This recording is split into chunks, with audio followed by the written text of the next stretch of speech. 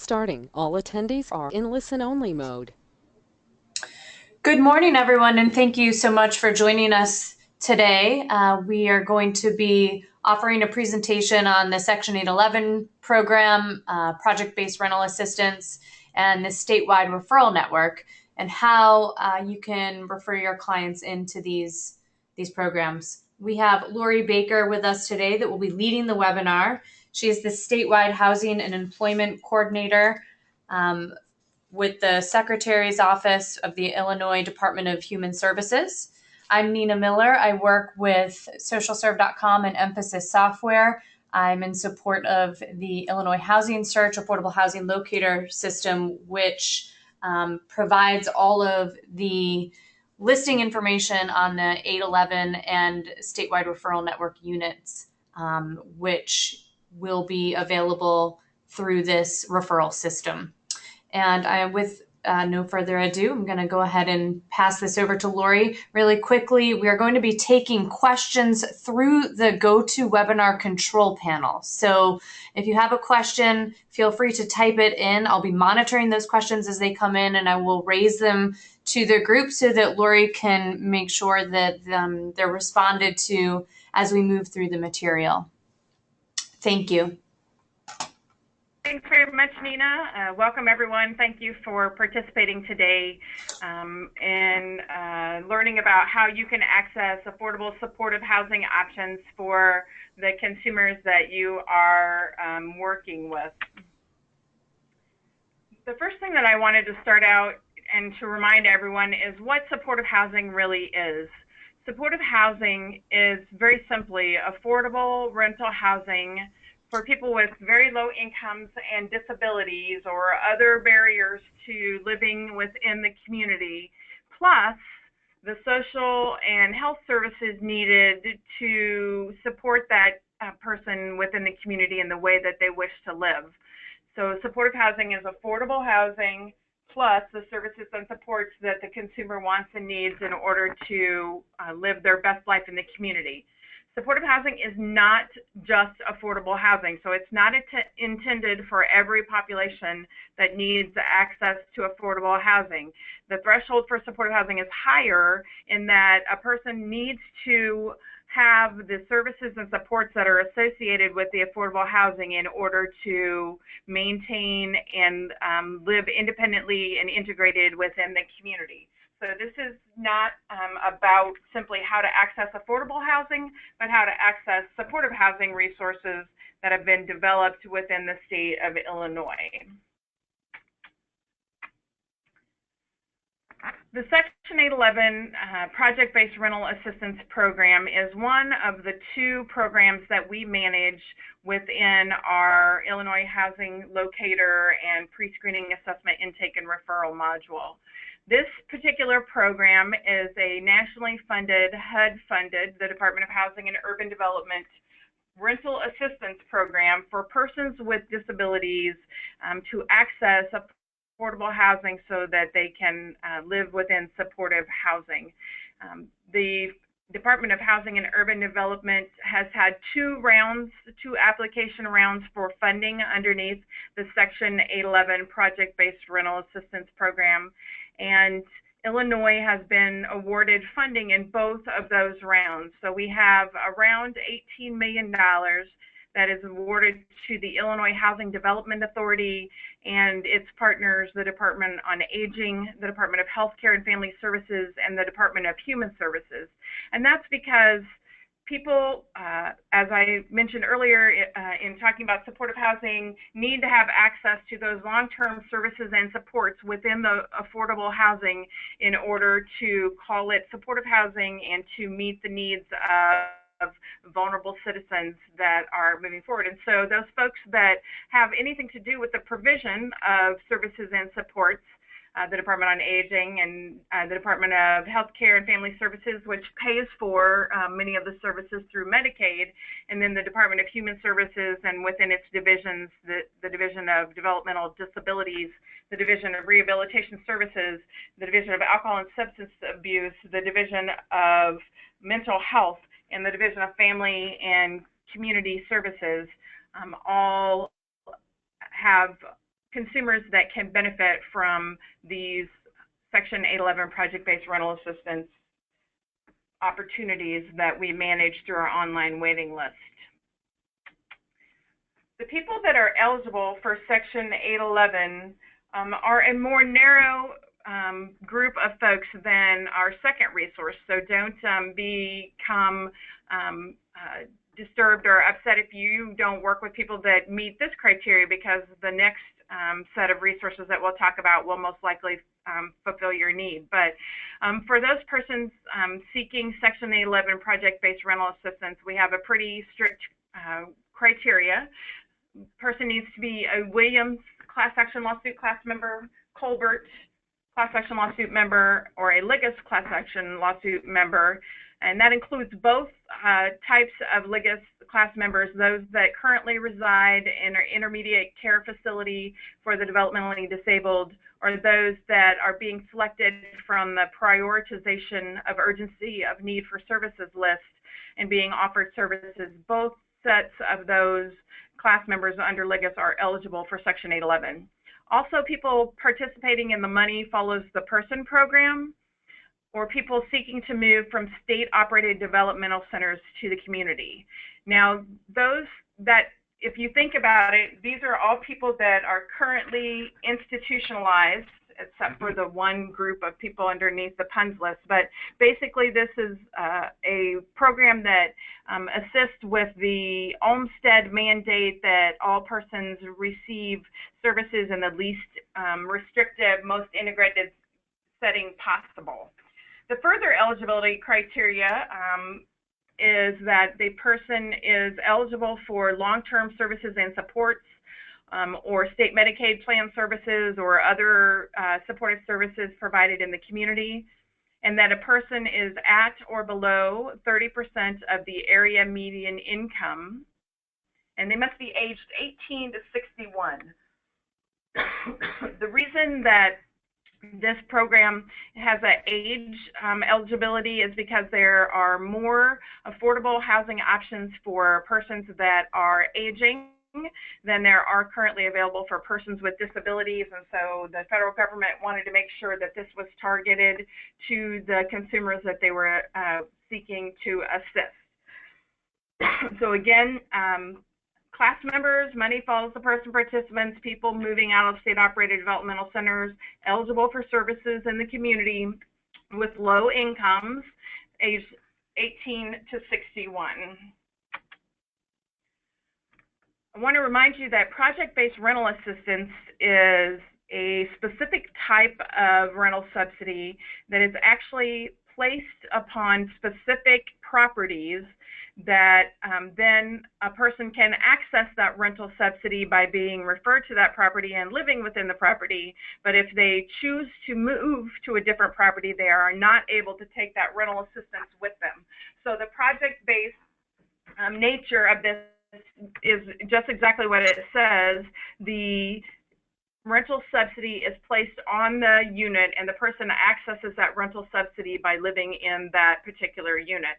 The eligible tenant would then pay 30% of their adjusted gross income towards the rent in that property, and the rental subsidy would pay the difference between what the tenant can pay and the rent amount to the landlord, and thus making it affordable for persons with very low incomes. Lori, this is Nina. There's a few eligibility related questions that have come up, and if you don't mind, I'd like to read those off to you. Sure. Okay. The first one is, are there further criteria that Williams members have to meet, length of time in an IMD, for example? No, these resources are, if a person is considered a Williams class member, then they are eligible for this waiting list and this resource. Okay. The next question is, host home SILA is part of the DD umbrella. I take that an individual with an intellectual disability who is capable to live in intermittent SILA would fit the criteria. Is that correct? This is correct. And so actually there's been a lot of work done over the past 2.5 years being able to clarify some of the definitions around services for people with intellectual and developmental disabilities in order to access supportive housing options. And one of the most important of those is that intermittent SILA is not only just 15 hours per week of service, but a minimum of 15 hours per service, and should be able to be reflective of the person's need in the community. And if you want to have further deep discussion about that, when you're thinking about who you might add to this waiting list, please shoot me an email or give me a call. My information will be at the end of this presentation, in particular around persons with intellectual and developmental disabilities. Okay, there's a few more. They're coming in rapid fire here, Lori, so let me know how you want to handle these. The next one says, can the justice involved take advantage of any of these resources, individuals currently on parole? Absolutely. The Section 811 is designed for the classes that we talked about in the previous slide, but the next resource has a broader eligibility criteria, and I'll talk a little bit when we get further into that about how the process works after a person is placed on the waiting list. Okay. Next question, would individuals be eligible for senior housing despite their age as long as they have a diagnosed disability? So some places yes, and some places no. Not usually within the low-income housing tax credit projects that we're talking about. Within these two resources, the age limit is, if an age limit exists, it's required, but in some public housing authority properties, there is senior and disabled housing. So it just kind of depends upon the resource. Okay, and a clarification question, that somebody age 60 who qualifies for Section 811 would be grandfathered into this program as they age in place. That's right. No one would ever have to move. They just have to be 61 and 364 days old or younger to be able to sign the initial lease. Okay, next question is, how does one refer a LTSS member? We will talk about that in just a second. Okay. Will the Williams class members be eligible for the CHA Housing Choice Voucher Program if they move into a Section 811 unit? They would be eligible for any type of waiting list that they're already on. If they would come to the top of the Chicago Housing Authority's waiting list for a housing choice voucher, they would be free to complete that application process and receive a housing choice voucher and move to a property where they could use that voucher from their Section 811 unit. Next question is, do you accept felons or sex offenders? Okay, so we'll talk about that when we talk about how the process works later on, and how it works after you're on the waiting list. I'll give you some clues and tips about justice-involved populations. And are you going to go into needed documentation? There's a question on what's needed to prove income. Yeah, so I can tell you that most income, what we accept on the website is your documentation. So we don't ask for any uploads of any of the documents that prove the information that you're putting into the system is correct. And that I'll talk about how that information then gets given to the property when they are determining their application process as we move forward here. Okay. We're getting close, Lori, to the end of these questions. What about, there's a question about Southern Illinois. I guess me. So Section 811 are placed on communities of preference for the eligible populations. So Williams is people that reside in intermediate in institutes, of mental disease that are in the Cook and Collier counties, Peoria, and Decatur. So that's as far south as the class members exist. The Colbert consent decree is for Cook County nursing facility residents with a disability, including aging, and so that's where those class members exist. And the LIGUS is all over the state, as are Money Follows the Person participants and SODC residents. And so we looked at all of the preferences that people have moved to, the locations they have moved to, that have moved from those locations in the past few years, and the people that are waiting to move, what their preferences geographically are, and place Section 811 units based on those preferences. So there is opportunity for people that are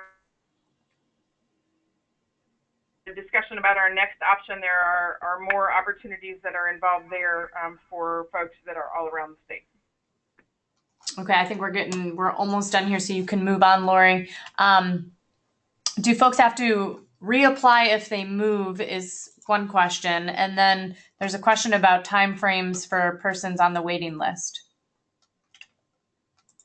So let's keep going, and I think as I talk about the pieces that are upcoming in terms of the next resource that we're talking about, and then we get into the meat of how you place somebody onto the waiting list and manage your people on the waiting list, then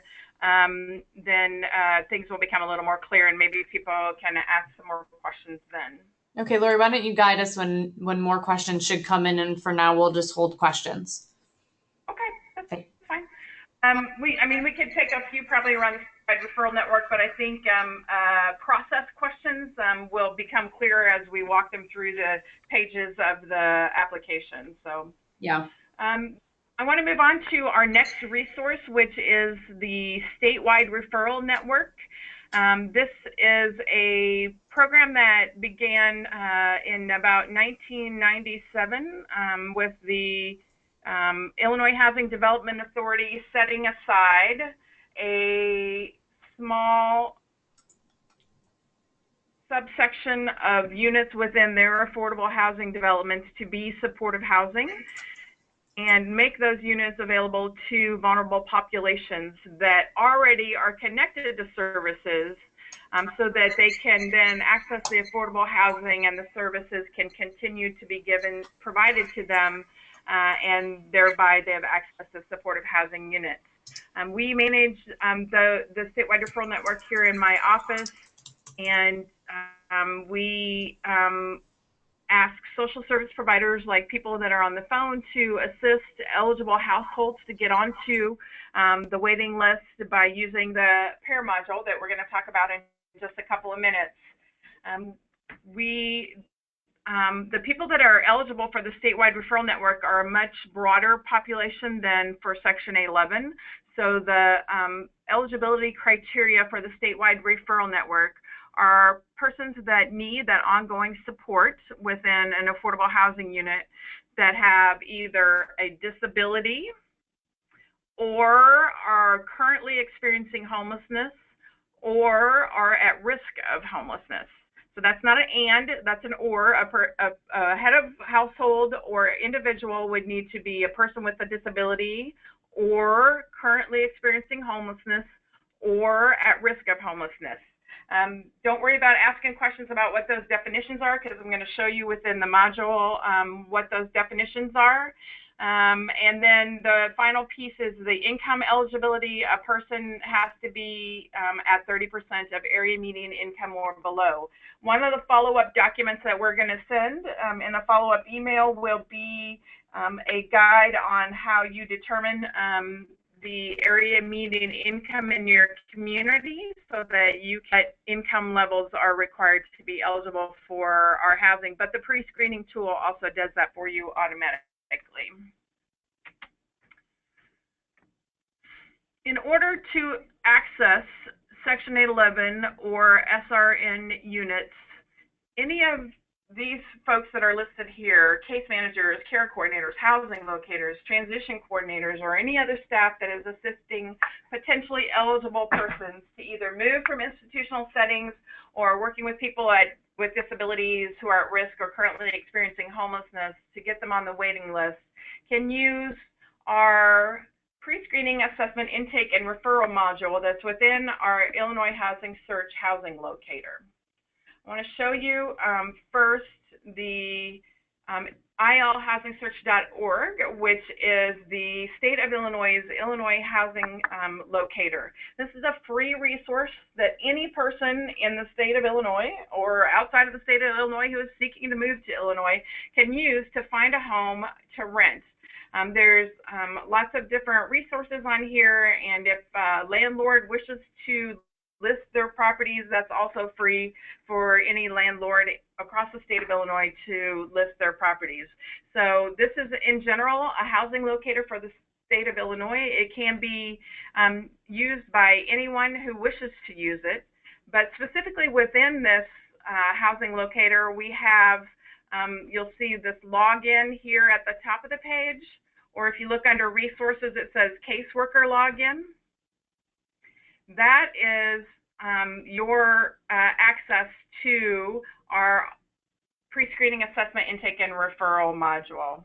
In order to access our login caseworker portal, you need to complete a IL Housing Search user agreement, and we will send that user agreement along with the other documents that we'll talk about today in a follow-up email. You would complete that user agreement, and we'll send you the instructions within the email about faxing that email to Megan at SocialServe so that you can be then given a username and password in order to access our caseworker portal.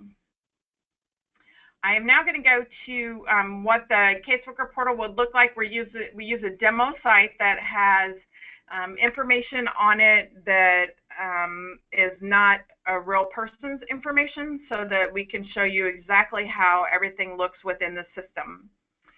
You'll notice here that when I clicked on login, I get the opportunity to put my username and password in. I then click to continue. And this is what it looks like when I have logged into the IL Housing Search pair module or waiting list module. You can see here that I am pretending to be Susan Perlich today from Community Alternatives Illinois. This should always say the name of your organization and your name. You always have the opportunity here to change your password so that you know, once you have gone in, if you'd like to change your password, you're able to do that. And then there are three features on the left-hand side here, which you are able to access through our caseworker portal. We have special searches, save searches, and our waiting list. If you would happen to be working with any consumer that may not be eligible for our statewide referral network or Section 811 units, you could use the special search and save search functions to look for properties in a specific community at a specific price point with specific amenities. And if you don't find anything on that list, you can save that search. Now that we have the waiting list feature to get your consumers onto our waiting list, it's not used as often, because all you have to do is click on wait list and pre-screen your potential tenants to see if they are eligible for placement on either one of our waiting lists. You'll see when I clicked on waiting list, the next thing that I get is view my clients, which you click on.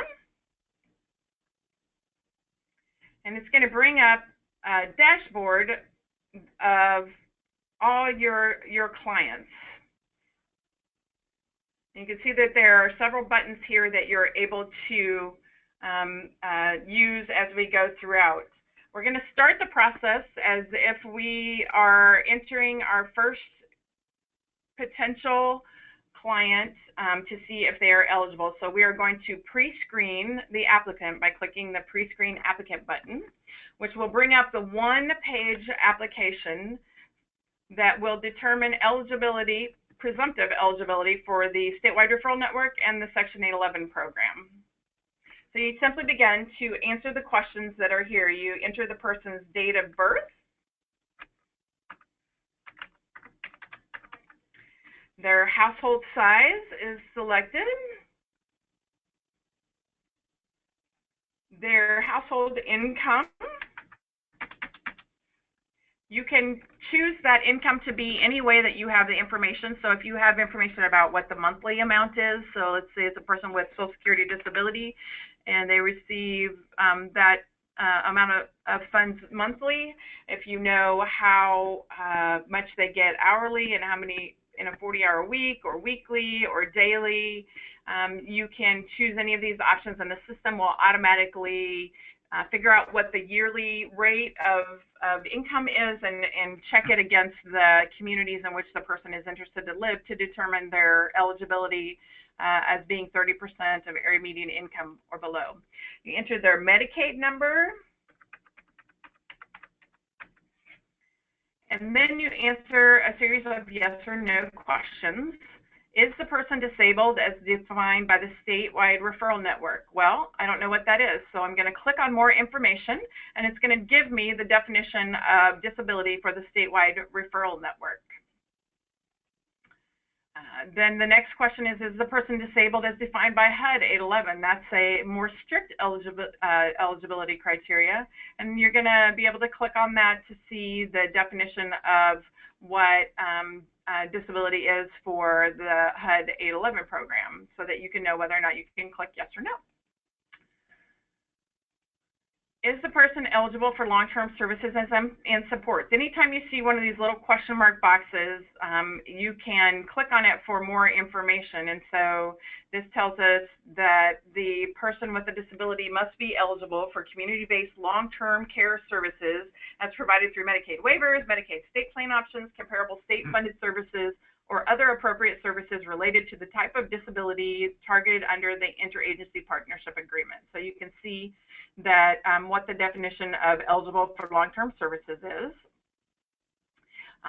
Then there are two questions that are criminal background related that are HUD required questions, and that is the person required to be on the lifetime registered sex offender list, and has the person been convicted of methamphetamine production on federally assisted property? The only way you have to answer yes to these is that if a person is a lifetime registered sex offender or they were convicted of methamphetamine production on federally assisted property. So that doesn't mean just anybody who was convicted of methamphetamine production, but they had to have been convicted of producing it on federally assisted property like at a public housing authority residence or something like that. These are the questions that will knock people out of eligibility because these are the only two lifetime bans that HUD has for receiving any kind of HUD funding or assistance around housing. Then the final yes or no question is an agree or disagree question, and it says eligibility for a SRN unit depends on a commitment from the referring social service agency to continue supporting this client.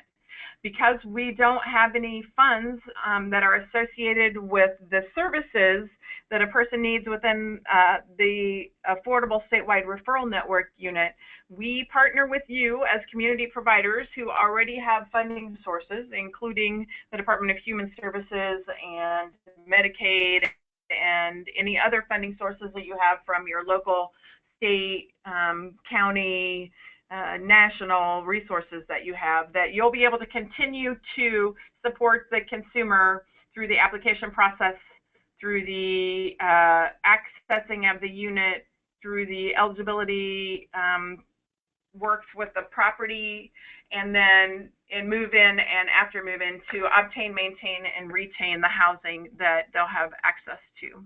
This, again, is a requirement for the statewide referral network and 811 because folks need to have the opportunity to have the supports that they need, or they wouldn't need access to this housing in the first place.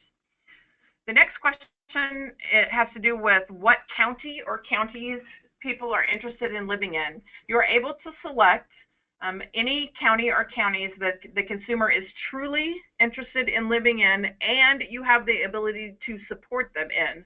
So, you know, you don't want to check all of these because I'm pretty sure that you can't support someone anywhere in the state. So if you live in Chicago and you check all of these and someone would get the opportunity to move to one of our far southern counties, which is more than 400 miles away from your office and any of the contacts that you have, I think it would be pretty difficult to assist that person in accessing the housing, move to the housing, and then to remain supported in the housing once they move in. So let's make sure you're realistic about this and about where people are truly interested in living and where they are able to be supported also by your organization. So I'm going to choose a few counties. I'm going to choose Sangamon County because that's where I am right now. And I also am going to choose Cook County so that we can see some features further on that just ascribe to Cook County. Then the final question on the pre-screening is the current living situation. So you can see by this that this helps screen for which of the two resources a person might be eligible for. So is this a Colbert class member, MFP participant, a Williams class member, a person residing in a state-operated developmental center, a person that is in an ICFDD, a LIGUS class member, or a person that's on the PUNS waiting list for the LIGUS class member, currently experiencing homelessness, at risk of homelessness, which you can click here and see what the definition of at risk of homelessness is. We use the HUD federal definition. Or none of the above, which means that they're a person with a disability who is not a member of one of the classes. So I'm going to select the money follows the person participant and click to continue. Now the system is going to automatically pre-screen and it's error-proof. So you see that I entered some incorrect information. I mistyped when I entered the birth date of the person, and it was not a reasonable birth date because it said the person was born in 1066. So I can go back and change that. And then I need to enter a complete Medicaid number, which means I didn't put in 9 digits. And I can go again to the bottom of the system and click to continue. The system is automatically going to determine whether or not the consumer that I'm entering information about and that I'm pre-screening is presumptively eligible.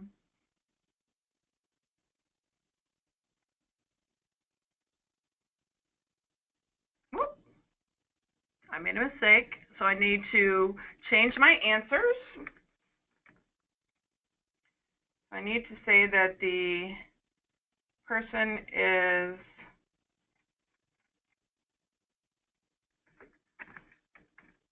there we go. So I needed to say that they were disabled because obviously that's one of the criteria. Sorry about that. So if you look at this, you see that my applicant is possibly eligible for both the SRN registry and the HUD 811 PRA. So you can see that I am eligible. The system has determined that the information that I completed on the pre-screening, including the income, fit into the eligibility criteria. And so it's asking me if I would like to continue with my application process. This is a point where you will begin to share within the system and just within the system, which can only be seen by the waitlist manager and myself, the coordinator, some personal information about the person. So you need to make sure that you have a signed release from the consumer that you are working with that is in your file that allows you to release or enter their information onto the waiting list in order to access housing. So you can just use your agency's standard release form and put the Illinois housing waiting list or the pair module, whatever you want to list for housing acquisition purposes, and you keep that application within your client file, because when you click on continue with application process, we presume that you have the permission, as you can see by this statement, to enter the information about your consumer onto the waiting list. We do not have any ability within the system, nor do we want to have the ability to make you upload any documents into it. The documents need to be kept within your client's file so that you can show that you have permission to enter this information if anyone would ever check. As we click continue, we can come up with the first page of the 3-page application to get on the waiting list. If a person is eligible for the 811 project, it's going to be the first application that comes up. If they are not, the SRN will come up, and if they are eligible for 811, I'll show you how you also place them on SRN after we are done with the initial application. So you can see here that the first page is personal information about the consumer. So we are going to enter information, their first name, last name, suffix that's if for a junior or a senior or the third or fourth. You select their gender. You can see that the system carries over any information you've already entered in the pre-screening. You're going to select their race. Obviously, you always have the ability to put refused or unknown. Their ethnicity, which is the same. You also have the opportunity to select unknown, refused, or other. Then there's a couple of yes and no questions. The limited English proficiency is information that requires us to be able to make sure that we offer the housing opportunity in a way the person is able to understand. So if you select this, then we would work with you to make sure that when we have an offer, we would be able to give the information to the person in a way that they would understand it. It carries over my 2 answers to my 2 lifetime bans from HUD. Then we have our military service, which if you have any question about what that is, you can click on the little question box. We are going to put your social security number. It's going to carry over our Medicaid number. Then you're going to select your disability type. You can see that there is every type of disability, including unknown and refused, or if you have some type of disability that you feel is not represented by any of these, you can also type it into the box here. Then it's going to ask a couple of questions about whether the person is blind or visually impaired, or if their disability impacts their ability to communicate. Again, that is so that we make sure that we get them the information that is about housing that might be available to them in a way that they can understand it. Then you're going to put the person, this is for the person's email address if they have one. If they don't, you can leave that blank. You're going to put in the person's mailing address, currently where they reside. This might be your office, even if the person is currently experiencing homelessness. Then you're going to put in the phone number, contact phone number of the person. You can see that you can put any kind of note here, like limited minutes, please call case manager. You can add multiple phone numbers. You continue to click and you can add as many phone numbers as you like. You can put notes on every one of those. And each one of our pages of the application has a comment box to add anything that you feel is not reflected within the questions that are above. You're going to click to continue so that you can go to the second page of the application.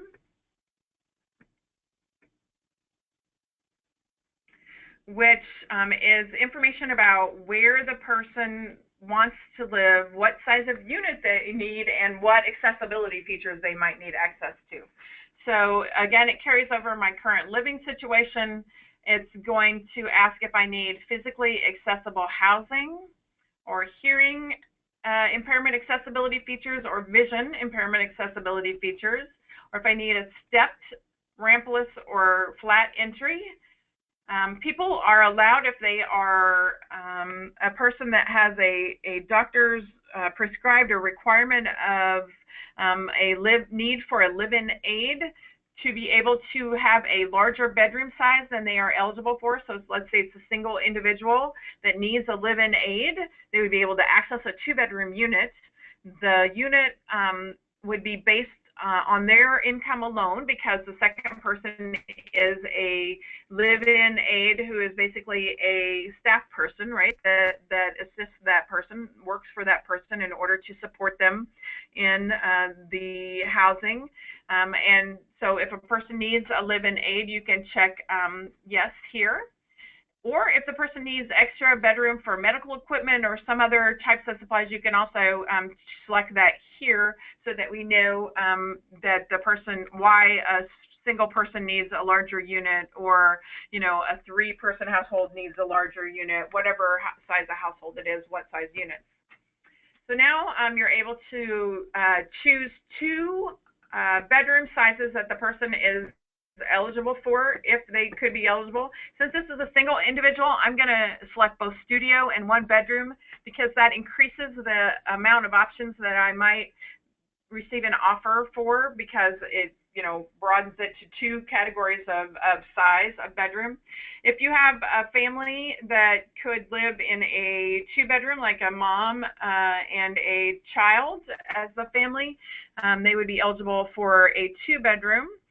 The other eligibility bedroom sizes, depends upon how many people you have in the household. So if you have a family with 2 children and a married couple that is their parents that all reside together, you could be eligible for a 3-bedroom, whatever size property the person needs.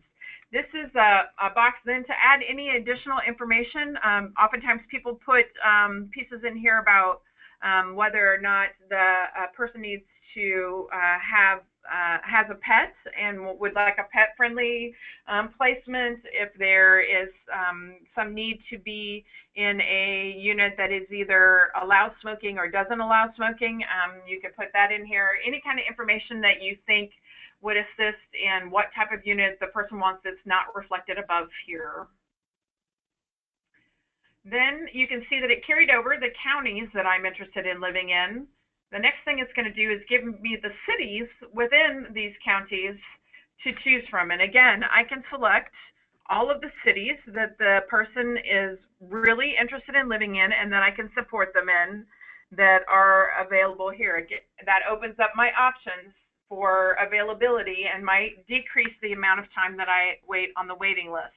I want you to notice over here that in Cook County, there are several cities that actually cover a couple of different counties. So if, for example, someone wants to live in Elgin, you can't, if you just select Elgin in Cook County and don't add Kane County as an interested county above here, you're going to miss any opportunity to live in Elgin that comes up that is not in the Cook County portion of Elgin based on the zip code. So just be aware of these cities. This is a reminder. So if people are interested in any of these specific cities, you probably want to go and add the extra counties that the city spills over into and select the city within those counties also.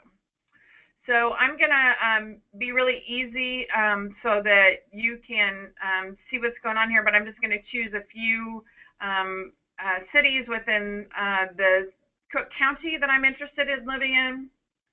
And you can see that once I chose Chicago, I also received the option to select down to the 77 community areas within Chicago of the specificity of where I'd like to live. So if you click on this, you can see this will take you to the map of the 77 community areas within Chicago.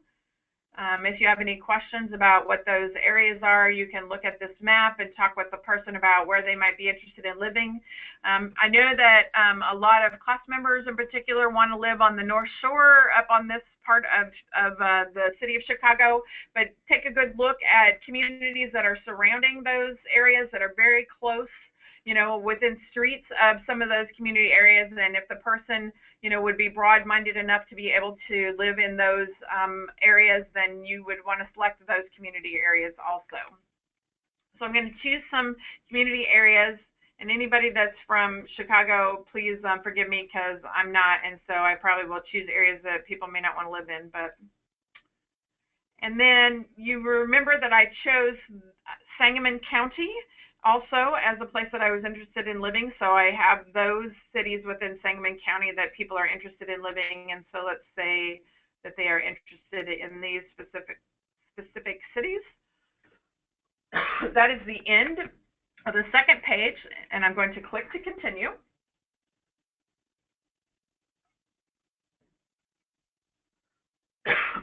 Pardon me.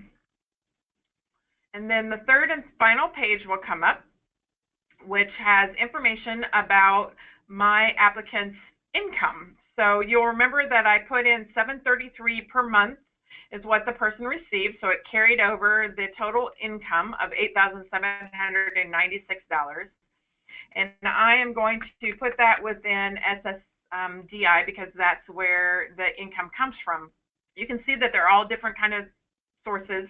So, you know, if a person has multiple sources of income, let's say they get SSI and SSDI, you can split that up within here if they receive any of the other things that are listed. And there's also a box where you can type in some other type of income that isn't represented here in the income sources. If you have a consumer that currently has no income and you are working with them to get income, don't let that stop you from entering them onto the waiting list.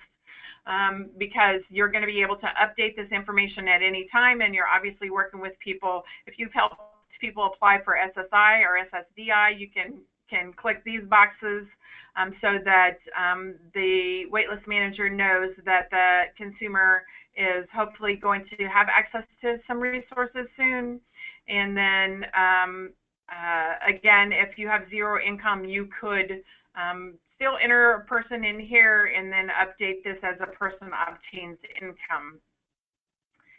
You are able here to add this third and final page is a page where you would add any additional household members. So we said this was a household of one, but if you have a household of two or larger, household member selection for each person in the household that is not the head of household. So you can see that you would choose what relationship that person is to the head of household. So it could be a spouse, partner, child, sibling, parent, grandchild, roommate, or others. So it has about any possibility. That additional household member's first name, last name, middle name, date of birth, their gender, and then if they have any income sources, because the entire household's income has to be part of the 30%, but the 30% area median income changes based on how many household members reside in the community. You see again on every page we have a comment box so that if there's anything that's not listed above or you want to clarify something, you can type that in to the comment box on every page. We're going to click the button to continue. And we should get a notice that says that we have added. So you see that we have added Francis L. Baker successfully to the HUD PRA waiting list in priority category 1, and that the person is eligible. Would you like to go ahead and create an application for the Illinois Statewide Referral Network? We do, because we want people to be in line for every possible affordable housing option that is available to them. And you will see that all of the information from the original application carries over. And all I have to do is click on each page to submit it.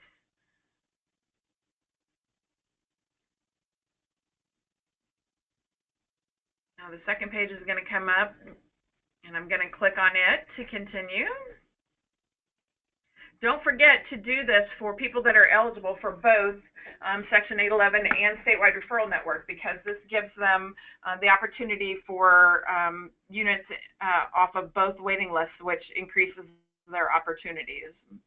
Third and final page, I'm going to click to continue. And then I'm going to receive my notice that my person that I've been entering has now been entered onto the SRN list. And you can see up here in the dashboard that it's got information about me. It's got my date of birth. Well, me, yes, I put myself in as the person. So it's got information about the consumer that you've placed on the waiting list, the date of birth, the gender. You can see both. This is the Statewide Referral Network. You can always flip over to view the application of the HUD PRA, and you can see that the status of this waiting list applicant is pending new. So I think I'm going to pause for a second there and see if there are questions, Nina, that are related to the actual pre-screening and placement onto the waiting list that I could answer. And then I can show us some additional features and talk about how the process works once you have someone placed on the waiting list. Sure. We do have a number of questions, Lori, so maybe we can take a few. And any questions that don't get addressed on the call, we will have your questions. They're saved through the GoToWebinar module, and we will make sure that everybody that has submitted a question has a response to that question, either through a direct phone call to you or by email. So please don't be concerned if we don't get to your question. Do you want me just to run through a few here, Lori? Yeah, I think maybe if you just kind of screen for ones that are about actually using the system at this point, and then maybe we can go to some more general ones after I talk a little bit more. Okay, so one is in regard to the average time an individual is on the waiting list. It's always everybody's favorite question, and there really is no answer to that, because the waiting list is a generalized waiting list that then gets filtered based upon the amenities and the location and the size of any available units. So let's say our waiting list manager, Alexis DeWeese, is notified of an available unit in Chicago in the Uptown area that's a 1-bedroom that has auditory accessibility features. She's going to go in and screen the waiting list based on a 1-bedroom in Uptown, is that what I said? Uptown, with a person that needs accessibility, auditory accessibility features. And so every person that is not want to live in a 1-bedroom in Uptown and needs auditory accessibility features will be screened to the side, and that will leave the waiting list, quote unquote, for that particular unit. So depending upon where somebody wants to live and what accessibility features they do or don't need and what size of a unit they need depends upon how long the process can take. We literally have units all over the state. We have Section 811 units that are beginning to really ramp up this fall, and we're going to be sending out some information about the locations of those properties upcoming, so that you can that you folks that support people in Williams and Colbert and Liggis can see if those are of interest to the people that you are working with and getting on the waiting list for those. For SRN, we have units literally all over the state. So those units, you know, become available each month. We have turnover each month. Especially spring, summer, fall, we have new projects coming online. So there's, you know, groups of units within a brand new property opening up. So in general, we have about 30 to 50 available units every month in SRN, and we have less than that in Section 811, but that is ramping up and getting to a point where we're going to have access to a lot more, you know, starting in September of this year. So there's no real way to say, oh, you know, the average waiting time is 1,000, but we have about 1,800 people on the statewide referral network waiting list. The last time I was speaking somewhere, the Joliet Housing Authority was there, and they had 3,000 people on their 1-bedroom waiting list. So you can see that we still don't have a huge amount of people waiting on our waiting list, so that makes the process a little bit faster. Also, if you're outside of the city of Chicago, there's a lot less desire for those locations. I mean, so if people live outside of this, want to live outside the city of Chicago, there are probably faster and more options that become available there. Section 811 only has a little over 100 people on the waiting list, so that means that, you know, you're pretty close to getting units as they come online and pretty fast. So that's the best way that I can answer that question. I know everybody always wants to know it. You know, we have people that have received housing in, you know, within a month or two of being on the waiting list, and we have people that have been on the waiting list for a year. So it depends upon the location, the size of the unit, but any access to additional resources that you can get people in line for in terms of affordable housing and the supports they need is going to get them closer to accessing affordable housing. Okay, the next question is in regard to an individual's roommate. If the person's roommate is a class member as well and is also applying for their own benefits, how does that work as far as household members? So if somebody is gonna choose to have a roommate, then they're going to be one household, and you're going to have to select one of them to be the head of household, and the other one information will just be entered into the system. Because it's one underneath Section 811, they would be able to get a rental subsidy for the size of the unit that it is, and they are not able to take that out of the property anyway. You know, it's not going to mess up anything. If the two people, the thing about roommates or particularly about roommates, is that if you have two people's disability income, you can generally stay below 30% of the area median income. If you add a third person with disabilities, and so let's say you want a 3-bedroom unit for 3 people that receive Social Security disability benefits, then you're going to be over income for a 3-person household. You're going to be over 30% of the area median income for a 3-person household in just about every, I think, in every county in the state. So you need to think about that when people are selecting or deciding if they want to have a roommate or not. That the roommates become a household, and then you would choose roommate in the additional section. You would say that they were a 2-person household. You'd put in whoever you put in as the head of household, and then add the second person on the third page when you add additional household members. Okay. The next question is about applying for counties where the personal agencies can support the applicants. Are there agencies in other areas that clients can transfer to that would be able to broaden the location preferences of the client? So we have worked in some limited cases. I know Alexis, the waiting list manager, has worked and assisted some.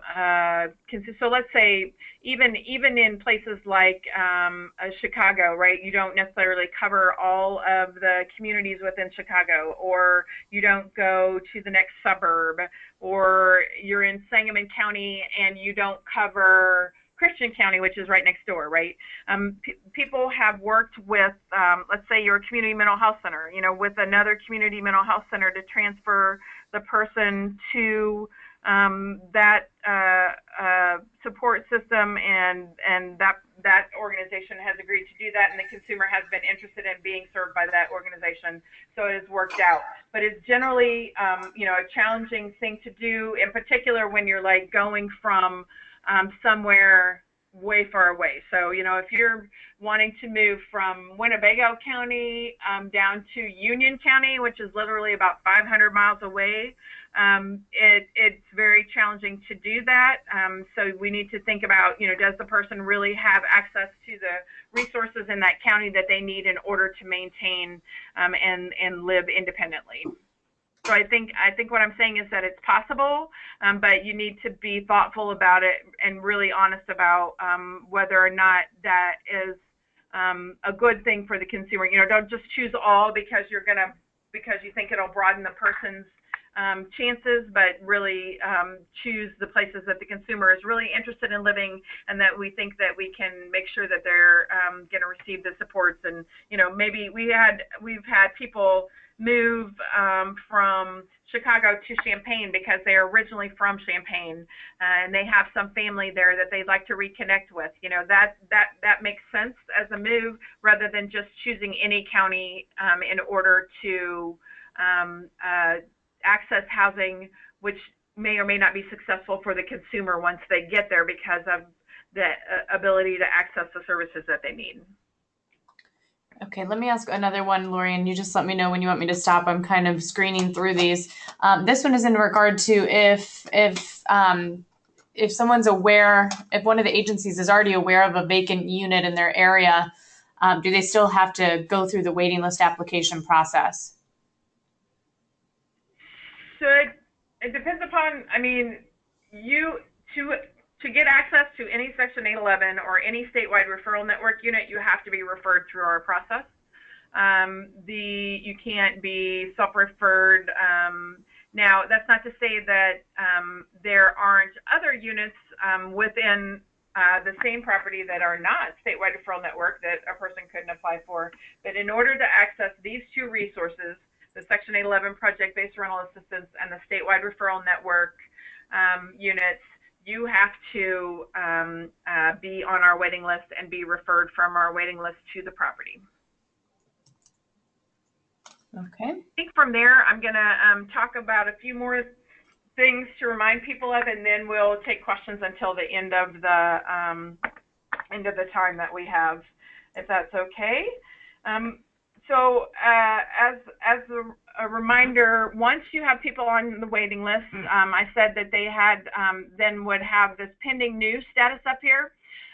What happens after that is that Alexis DeWeese, our statewide Section 811 and SRN waitlist manager, reviews the new applications every day to assure that the person is initially eligible. So if you look at this information, she's going to look at the general information that you put in. She's going to look at the size of the household right here and then see what bedroom size they requested. If that doesn't match, she's going to send you an email and go, did you forget to add an additional household member, or did you select the wrong unit size that this person needs?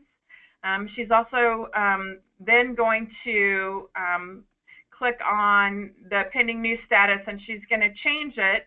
You can see that you're not able to do it as a person putting in, but she's going to change it to waiting approved, which means that, and she and I are the only people that have access to do that within the system. And that waiting approved means everything's okay with the application, and now the person is on the waiting list waiting to get matched to a potential unit within their community. Now, this is a good reminder for how you can update information about your consumer at any time. You can see here that you can click on this status, whatever the status is, and remove the person if they are have passed away. If the applicant wishes to withdraw because they have been housed in another location, or if they need to be removed because you're no longer working with them and they wouldn't have any services or supports, or whatever reason that you might need to take someone off of the waiting list, you can do that at any time. You can also add comments in here. I'm going to cancel this so I can show you a couple other places where you can update information about your consumer. Obviously, at any time, you can edit the personal page, the housing page, or the income page. You just click on the edit and go in and change whatever. So if their phone number changes, you can see you can delete it here and add another phone number. And then update the information on any one of our pages. Remember what I said about a person with zero income. As you're supporting them in accessing the resources that they need, you can go in and edit the household income. So let's say, you know, I had a person who now has received their income from SSI. I'm going to change this and add in, let's say it was, let's say it's $3,500 a year. I can add that in and click to continue.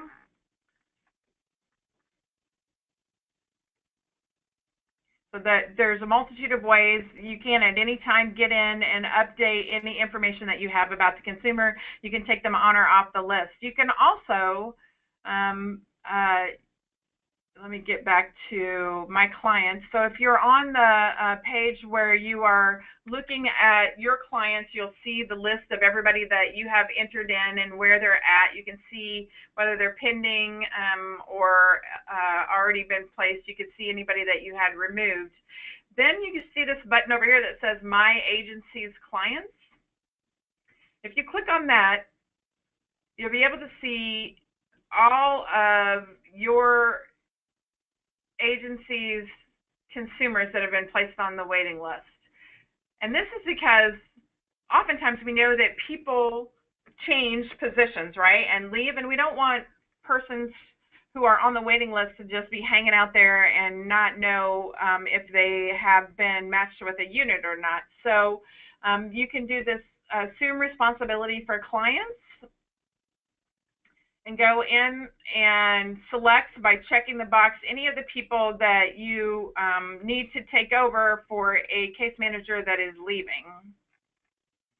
So you click on assume responsibility of those three. It's going to ask me if I accept these responsibility for these people, and I'm going to say accept. And then those folks will now be on my client waiting list when I go back to look at my clients. So after the person has been approved and is waiting on the waiting list, our waiting list manager, Alexis, makes matches to available units. So she will run the screening that I mentioned based on the amenities and the information about the unit. So its size, its location, its accessibility features or lack of accessibility features. And she will screen off anyone who is not interested in that particular unit and leave on the waiting list in chronological order from oldest to newest those people that would be interested in that property. Then the top 3 to 5 of those, depending upon if they, how many people are actually interested, will receive an email that's called a notice of availability from Alexis. And that email will go to the consumer if we have their email address, and you will be CC'd as the referral source. Or if we don't have an email address in the system for your consumer, it will come straight to you, and we will ask you and the consumer whether or not they're interested in being referred to this property. Because just because I said I wanted to live in Chicago, in Uptown, doesn't mean I want to live on every street in Chicago, in Uptown. So the notice of referral contains a link to the property and all the information about it within our IL housing search. That page has every possible item about the unit that you could want to know, including, you know, whether it's on a transportation line, what school district it's in, if the freezer is on the top or the bottom of the refrigerator, if it's gas or electric, on and on and on, all about the property. And oftentimes it has pictures also that are of the property. That way, consumer can make a decision. Within that notice of availability, you'll get 3 to 5 business days to let Alexis know whether or not the consumer potential tenant wishes to be referred to the property and begin going through the property application. So if you say yes, if the consumer is interested in that property, Alexis sends an email to the property manager with the name and the phone number of the person being referred. The consumer is CC'd on that email, and you as the referral source are BCC'd on that email so that you are aware that that's gone to the property manager, but that we are not outing the consumer's disability. So, you know, many people's email address, like CAU that I'm using on here, works with people with intellectual and developmental disabilities, and so that would, you know, kind of tell the property that this person has intellectual and developmental disabilities if I CC'd the email address that gave me that clue, right? The property manager then calls the consumer and has them come in and begin the property application. They'll need to have some basic pieces that you need, that anybody needs when they're accessing affordable housing. They'll need a picture ID, Social Security card, birth certificate of all people in the household. You'll need proof of income, which is you know, either check stubs or your Social Security award letter, you know, any information that shows what your income is. Those are the basic pieces of information that you need. The person would complete the application at the site, and then they would go through the same screening process that they use for any person that is trying to get into that property. It's called fair housing law, and we have to comply with it. But one of the things that I want to remind you is that you have the ability to make a reasonable accommodation request for a property to overlook some of their policies and procedures. If the person's criminal background or their credit history can be connected to their disability, you can submit a reasonable accommodation request when you submit the application asking for the tenant selection plan to be overlooked in the case of this person. So let me give you an example. Let's say a person is a person with a serious and persistent mental illness who was not receiving the supports and services that they needed and didn't have access to the medication that they required, was self-medicating using illegal substances. And so they have a criminal background within the last 10 years of being in jail and or prison for illegal use of illegal substances.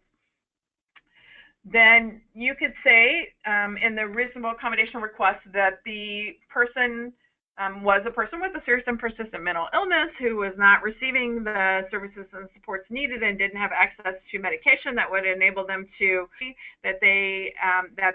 that is why they were using illegal substances, and now they're involved with you at the community mental health center and are able to and have been in recovery for X years, X months, whatever it is, and line out why you would like them to have the opportunity to have the unit. This is an underutilized tool. Some good luck with people accessing units that have either been initially denied or would have been denied based on their criminal background or credit history that would allow them to access the property through that reasonable accommodation request. Now, if the consumer is not interested in the unit, that's availability, and you went and drove by the property, or they looked at all the information, or and decided this was not the place that you would be interested in living in, then all you have to do is let Alexis know, and she'll simply indicate that the person is not interested in that unit, and the next time they rise to the top of the list with a property that they might be interested in, they'll receive another notice of availability. There's no punitive effect. You don't have to be added back onto the waiting list. You don't have to be off the waiting list for a certain number of months if you refuse or anything like that. It is just all up to you, because we want personal choice. We want people to live where they want to live, and we want folks to be happy in their homes and in their potential. So I've reminded you, so that talks a little bit about justice-involved populations. We don't have any requirements on our waiting list about people's criminal backgrounds, except for those two HUD requirements, those two lifetime bans. If a person's lifetime required to be on the lifetime sex offender list, or if they have ever been convicted of producing methamphetamine on federally assisted property, and there's nothing that I can do about those two. Otherwise, we would encourage people to place folks on the waiting list that have been justice involved, which is many of our populations, including class members and everyone else. And use reasonable accommodation requests. If people are interested in more information about how to do reasonable accommodations, we have a recorded webinar that the Division of Mental Health did in cooperation with the Corporation for Supportive Housing, and some tools to talk about it. Alexis and I often have reviewed people's reasonable accommodation request write-ups and are happy to do that whenever we can assist. So I think that you need to think about how to use reasonable accommodations with consumers that you are supporting, and particularly if you have a lot of folks that have had justice involvement. We do have, the last thing I want to say, and then we can go to some more questions, Nina, is that the statewide referral network does have some properties that have some additional eligibility requirements. So they might be a senior property that requires people to be 55 or 62 and older. We have very difficult time filling those units. I know that there are seniors all across this great state of ours that need access to affordable housing and that are being supported by the Department on Aging's home service program or by other types of supports and services. So I'm particularly interested in making sure that we no longer have to say to people, no, I'm sorry, we don't have any referrals to give you for the statewide referral network units, and so we lose access to them because they require everyone in the household to be 55 or older or 62 or older. So people that serve seniors, get them on the waiting list. All across the state, we have units that have been available.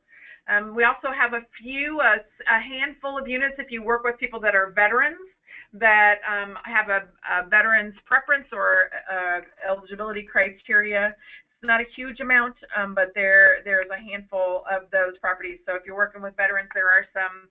We've got a couple of properties that are coming online in the Chicagoland area in the next few months. We've got one that's in Danville right now that's for veterans. So get people on the waiting list that are veterans. Again, we have units that we cannot fill at many times. If you have not received, if you don't receive our heads up on housing, our heads up on housing lets you know units that are available today that we don't have any referrals for. We don't let you know about all the units that we are filling off of our waiting list that your consumers are missing by not being on the waiting list, right?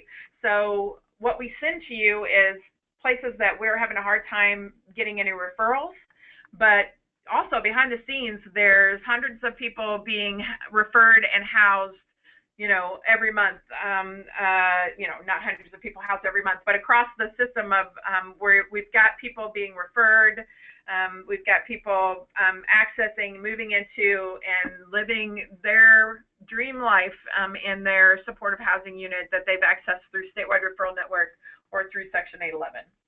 I would now answer any questions, any more questions, Nina, that you think are pertinent. And I think that if what we can do is put together those questions and then our answers to them and send them along with the IA Housing Search User Agreement, the how to determine your area median income will also include the Illinois Pair Case Worker Portal User Guide, which is available underneath Help on any page that you're on here. You can see when I clicked Help, I get the connection to the PDF, but we'll also send that to you in the email, and we will send you the answers to questions that don't get answered in the next 9 minutes. Go ahead, Nina, and ask me some more questions. Sure, Lori, there are several questions in regard to undocumented individuals that don't have Social Security cards. Yeah, so we don't have a way right now for persons that are undocumented to access either one of these resources because of their federal funding sources where we receive the money from. We do, a person does not have to be a citizen to access statewide referral network units or Section 811, but they do have to have some kind of waiver or green card, yellow card, an approval, a documented reason to be here. Unfortunately, at this point, we don't have access for either one of these resources to people that are undocumented. Okay. This question it says, applicant is not physically disabled, however, visiting family members are. How does the applicant address accessibility needs in the application process in order to address accommodations for family visitors? That's a good question. So I think that I would assume, that's a good question. Let me, if the person would, here, I'm going to put up the information now about how to contact Alexis and myself. If that person that put in that message would send me an email at the email that's listed here that gives me a little more specifics about what accessibility, how deep the accessibility features are that are needed for visiting family members, we could talk about how we might be able to make that work within the system. Okay, great. I'm not sure if they need like, an accessible bathroom, if they just need, doors and, make sure that it's flat and no step ramped entry, or make sure there's a elevator building, that's different than needing like a roll-in shower or cutouts, right, for visiting family. Okay, then go ahead. Go ahead. I was going Go to say, ahead. and we'll have that recorded in the questions as well. If the consumer is not interested in the apartment, does their name go to the bottom of the waiting list? Nope. It's asked twice in two different ways. Nope. It does not, if a person is not interested in being referred, it doesn't change their status at all within the waiting list. And you understand that the waiting list changes for each unit, right, depending upon who might be interested in it. But nothing punitive happens to the person. It's personal choice, and they remain on the waiting list, and we wait for the next time that they're matched to a potential unit they might be interested in to be offered the opportunity to consider that again. Okay. And Lori, there are also several questions and just nuanced eligibility questions that get very specific. So it might be helpful as some of the eligibility is detailed within the webinar. We'll make sure to reinforce that in the email that's sent out as a follow-up. But if you want me to read through a bunch of these, I can.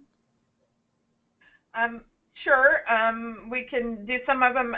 Remember that if people came in a little bit late, then you missed the eligibility criteria. So let me go back and just reiterate again. For Section 811, you need to be a Williams, Colbert, or Liggett class member. Money follows the person participant. A person wanting to move out of a state-operated developmental center and eligible for long-term services and supports with a low income of 30% of area median income or below, age 18 to 61. We'll also send the slides to you with the follow-up email. And then for Section A, for Statewide Referral Network, it's one of three criteria: a person with a disability, or experiencing homelessness, or at risk of homelessness, with low income, 30% of area median income or below. And remember that when you use the pre-screening assessment intake and referral tool, the pre-screening will tell you whether or not the person is eligible, presumptively eligible for either one of the options. So, if you're unsure and you're not positive, then go through that pre-screening page, and the system will automatically tell you by the information that you've entered whether or not the person is presumptively eligible. And if you have further questions, you can always ask. Alexis or I. Alexis is the person that is doing the day-to-day work within the waiting list, and then I kind of oversee and do all kinds of other work, right? So if you have specific questions about the process or the waiting list or how things work, you can always call or email Alexis, and you can always call or email me also. You just might get a faster response from Alexis. Lori, there's a question about any special designated units for veterans within these programs. So we do have some veterans units that exist, and we have a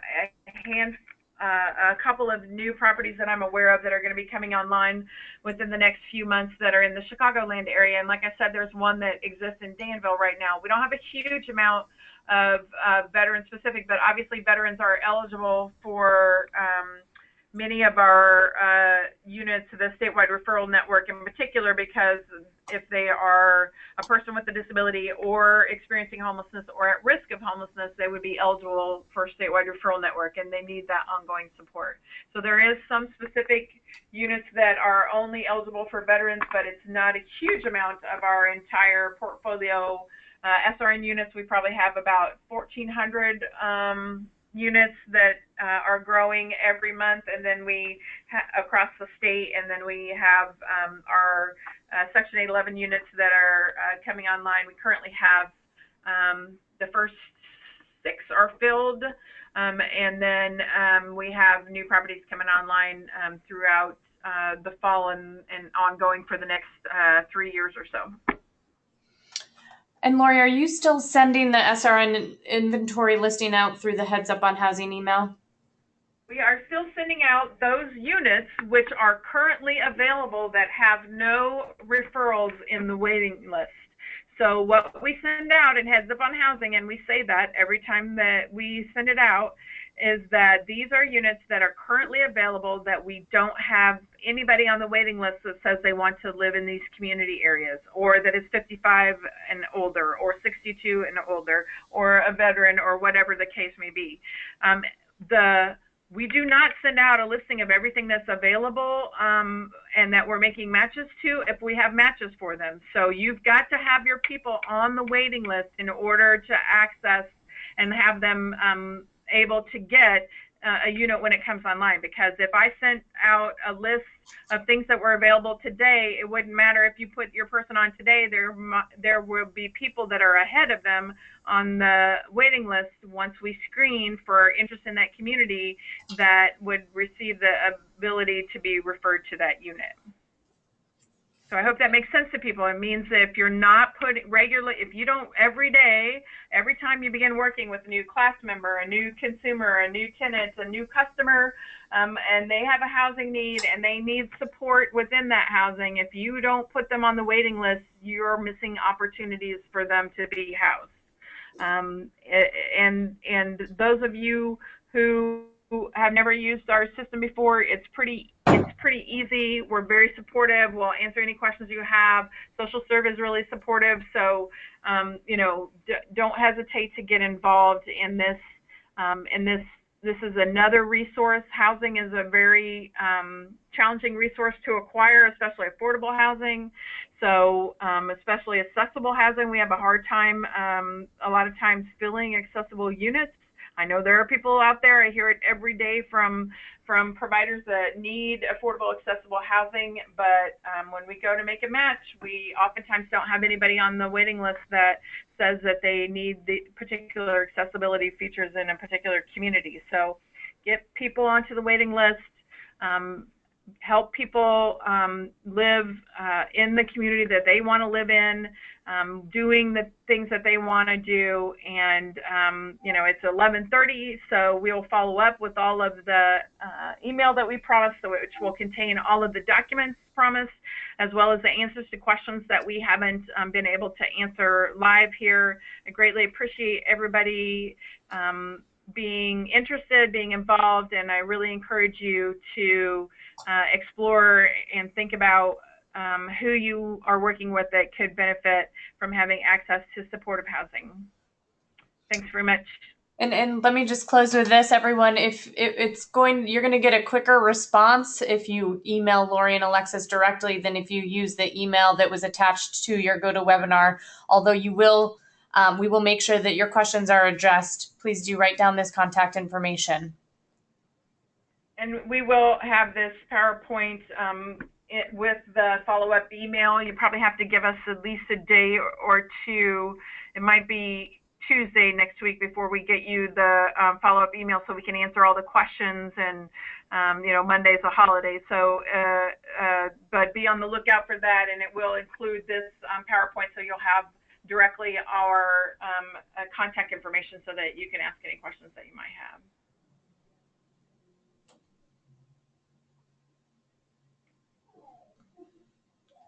Okay, I think we're done. Thank you, everyone.